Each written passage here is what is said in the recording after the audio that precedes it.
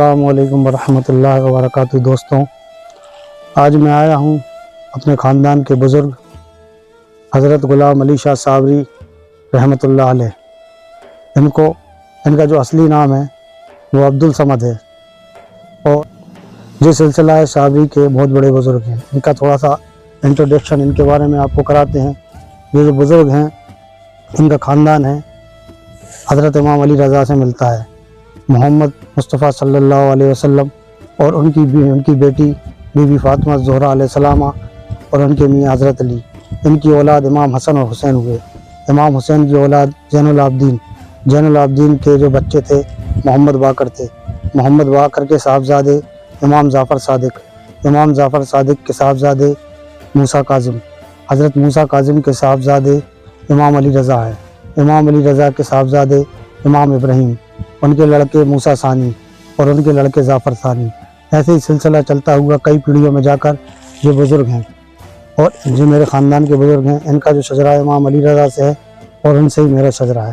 اور ان کی جو خلافت کی ہم بات کرتے ہیں تو ان کی خلافت اس طرح ہے، حضرت داؤد مکی چشتی رحمۃ اللہ علیہ پیلی کوٹی ساگر والے ان کے پیر ہیں، اور ان کے پیر حضرت شمس الدین ترک پانی پتی ہیں جن کی مزار پانی پت میں ہے، اور ان کے جو پیر ہیں وہ حضرت علاء الدین علی صابر پاک ہیں، اور ان کے جو پیر ہیں حضرت بابا فرید گنج شکر رحمۃ اللہ علیہ، اور بابا فرید کے پیر حضرت قطب الدین بختیار کاکی رحمۃ اللہ علیہ، اور حضرت قطب الدین بختیار کاکی رحمۃ اللہ علیہ کے پیر حضرت خواجہ غریب نواز ہیں۔ تو اس طرح سلسلہ چشتیہ اور صابریہ کے جو بزرگ ہیں ان کی آج جو نسل ہے وہ بینا میں، بھوپال میں، گیرت گنج میں، ادے پور میں، گنج واسودہ میں اور بدیشوں میں بھی ان کے خاندان کے بزرگ پھیلے ہوئے ہیں۔ آئیے ان کا آپ کو ایک واقعہ بتاتے ہیں ان بزرگ کا، کہ کس طرح سے جو بزرگ یہاں پہ آئے اور کیا ان کا معاملہ رہا اور کیا ان کی کرامات ہے۔ آئیے بتاتے ہیں۔ یہ جو بزرگ ہیں ان کا ایک واقعہ آپ کو میں بتاتا ہوں۔ ایک زمانے میں جو بہت بڑے بزرگ تھے اور یہ ابدال ہیں، سورج سے کھڑے ہو کے آنکھیں ملایا کرتے تھے۔ جب راجا کی بادشاہ کی سواری یہاں سے نکلی تو بادشاہ کے درباری نے کہا کہ ادھر سے ہٹ جاؤ، اس راستے سے بادشاہ کی سواری نکلے گی۔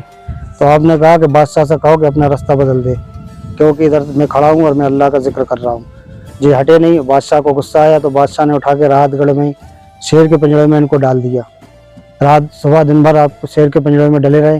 جب رات ہوئی تو بہت تیز کلمے کی آواز آئی۔ جب کلمے کی آواز آئی تو جا کے بادشاہ نے ان لوگوں نے دیکھا تو شیر کے 2 ٹکڑے ہو گئے تھے اور شیر نے ان کو کھایا نہیں تھا۔ تو بادشاہ سمجھ گیا کہ جو کوئی اللہ کے نزدیکی بزرگ اور ولی اولیاء ہے۔ پھر بادشاہ نے ان کو اپنے ساتھ میں رکھا، اور ان کے لڑکے سید انبیاء حسین اولیاء حسین، سید اولیاء حسین کی مزار ادے پور میں شاہی جامع مسجد کے سامنے ہے، وہ پتھر کا بیجک لگا ہوا ہے، اس پہ سید اولیاء حسین اور عبدالصمد کا نام لکھا ہوا ہے، آپ جا کے دیکھ سکتے ہیں۔ وہ سید انبیاء حسین کی مزار یہیں پر اسی قلعے میں ہے۔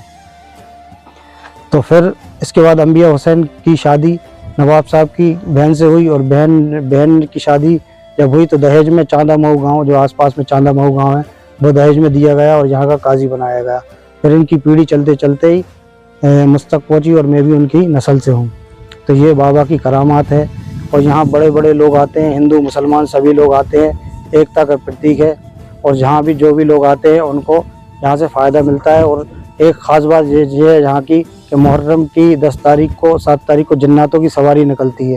یہ پہاڑ پہ یہ جو جگہ آپ دیکھ رہے ہیں یہیں سے جناتوں کی سواری دکھتی ہے۔